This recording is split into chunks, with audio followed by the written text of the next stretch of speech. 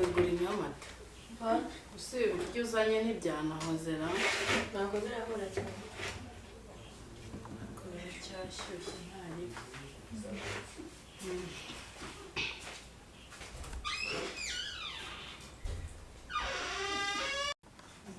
amagara se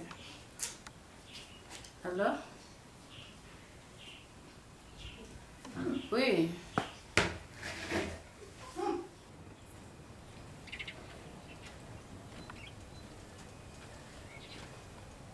cyakoze biriya biryo muhaye natahita apfa aya mafaranga ngiye kuyarya mana yanjye umva ni ubwa mbere nkoze diri nziza ngiye kuyarya umva wahageze se besha ntarebe reka nze ibaze ko nabona yingiye no kurya ariko ntarebe ubwo turaza gucana turye ntarebe weya ni ukuri iminota 5 ndaba nkugezeho reka mbe mbiretse ntarebe sawa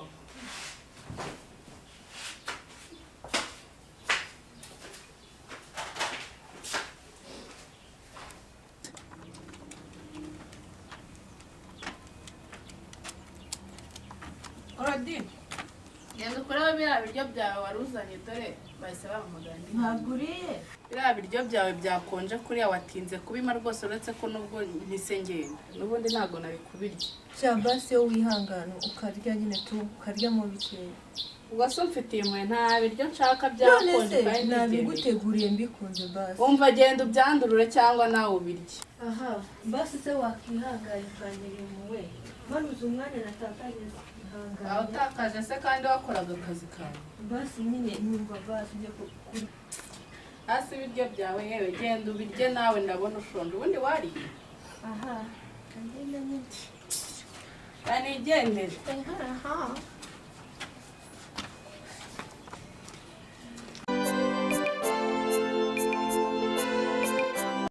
ndagusuhuje kandi nguhaye ikaze ufunguye umurongo wacu wa YouTube channel. Iyi ni Cedric Record Power TV.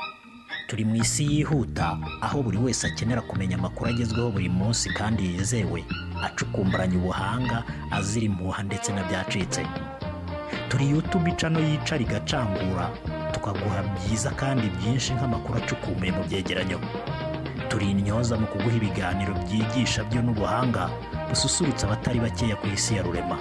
Gospel time hano ndayifite umwanya wacu, n'abamamaza ibikorwa byabo ntibahejwe. Tuguhaye ikaze ku murongo wacu wa YouTube channel. Iyi ni Cedric Record Power TV. Enjoy, we are here for you.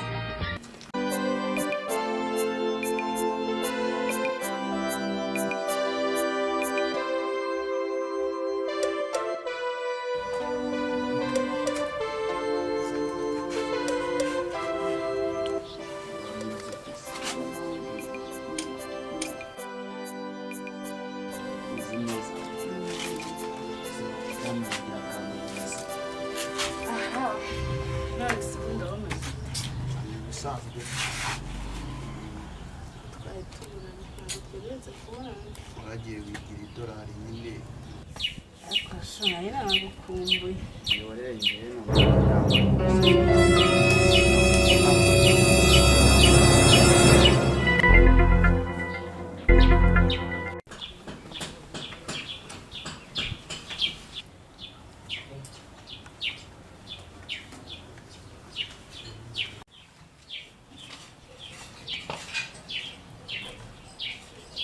imbere meze biteze meze neza ndabona uba wikwamye hano ariko hari umuntu utegereje wowe murajyayo shana hanjye tu hari umuntu ntegereje haruguru nta kibazo tu uri gukora iki icyo nikwamye hano mani musomye reka ntabwo ibyo bintu byambye mvase mani hari akadiro nyine nshaka kumfasha kagira kameze gute se mani mva nyine murabure mani ibintu byadanje urumva uri ku gatarasi ko afite mashini na telefone kandi iyo telefone irahenze ariko nyine nyuma y'ibyo ngibyo urumva ibyo biboro nyine urumutumura ngiye biranyangiriza ntabwo mbikunda nyine nta kuntu wenda mu cyubahiro cyawe waba ukajije ko nyuma yaho n'ebyiri naza kuzikugurira nta kibazo ari ready se tumutangire tumwake biriya bintu afite. umukobwa n'uwahise mani. Umukobwa atuye hariya ruguru mani, kandi iyo mashini irahenze bya danje, ni zimwe zigezweho mani. Okay, nta kibazo. Ako muzabinja mani, muzansubije. Wapi ni tukimara kumwaka iyo mashini niyo telefone yatamara kandi tujya kubigurisha. nyine impamvu yatumye nkwamagara hano hari umujama twahuye bana neza sereri ya danje bitewe n'iki se? bitewe nawe. Umukobwa witwa Tina wabumuzi? Ndamuzi. Muziranye gute se? Tina nishiri wawe. Tina murakundana? Nishiri wawe. Sure. Ubwo wakabimenya se wowe. Njyewe ubwanjye nari nzi ko ndi kugushidikanyaho. Niyo mpamvu nari maze kubaza ibi byose. Bivuze ngo amafaranga namuhaye. Bivuze ngo ni wewe mwasangiraga. Ubonye Tina mukundana ubona n'amafaranga abo bumva amafaranga araho muriye nayo. Umva mbanze nkubwire n'ikintu utaruzi. Usubundi Niba uzi ko ukundana na Tina ukaba uzi ko umukunda, gabanya urukundo uri kumukunda. Kuraza kuza kuhatakariza ubuzima byita imikino. akose kuri ko mwangabanya urukundo ndi kumukunda wowe nawe kunumva ntazi. Tonde mbanze nkubwire. Tina namuhaye amafaranga, yandiye amafaranga, ambesha ngarankunda kumba ari we mukundana. Amafaranga nyibivuze ati yaba wowe, ya mama wa Tina, yaba n'undi wese baziranye. Mwese muraza kubitakariza mu buzima bwayo. kandi zajemo n'iby'ubuzima. Reka mbanze nkubwire napfa kuba namenya amakuru yuko wowe ukundana na Tina. Bivuze amafaranga yose namuhaga ni wewe mwayasangiwe na mama we. Bivuze ngo mwese uko mwese muzanye na Tina muraza kubatakariza ubuzima. Itondo uraza kuza kubibona. ahubwo nimba ushaka guhangana si byose nimba witewe nawe. Bitewe nanjye? nawe nyine Ese nakoze iki? yarambwiye ati hari ibiceri wamuriye byatanze 200. Ewe ko jiza. Ngewe 200. ahubwo nshaka kumenya byagenze bite. Aho asubwo umuntu. Cyashere reka nkubwiye ngewe. Umuntu waje akuga ko namuri amafaranga simuzi. Nta muntu nari amafaranga. Ubwo rero uyu kera agamije simbizi. warayariye da. Ese yakweretse proof ko yayampaye ngewe? yarayaguhaye kuko nabonaga yenda no kumfata mu majosi.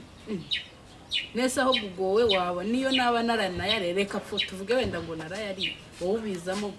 twarayasangiye abantu bose bafite aho bahuriye n'amafaranga.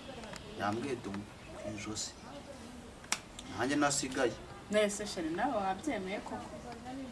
reka nanone hari abantu baba bafite gahunda zabo wagira ngo bafite ushaka no guteranya n'urukundo rw'umuntu muba mufitanye. Si ubyumva se nge nese niba unyizeye nyizera no kuri ntabwo ibyo bintu ngiye mbizi nta nubwo mbiri. nanjye nibaza 400 aho ufite ikihe kibazo ku buryo wajyana ayo mafaranga yose. ni ibintu bitumvikana. Ngiye rwose amafaranga nzi uko yagenze. ni ba bandi nyine baba bashaka kuza gushwanisha umubano w'umuntu ariko sinakurekura subize. Serega ntabwo ibyo bintu ngiye mbizi nta nubwo nabikora. kwizera nanjye Sunyizera? ifo Ni ukuri nyizera ntigire ntabwo nabikora sinzi n'ibyo ari byo. nta kuntu nagutakariza icyizere si byose. Sunyizera cyane. bikomeye cyane. Kuko yamukunda se ntabwo twatuma n'imyenda aba yarekanye na Mariya hora nabaza kwica umubano wanjye nawe.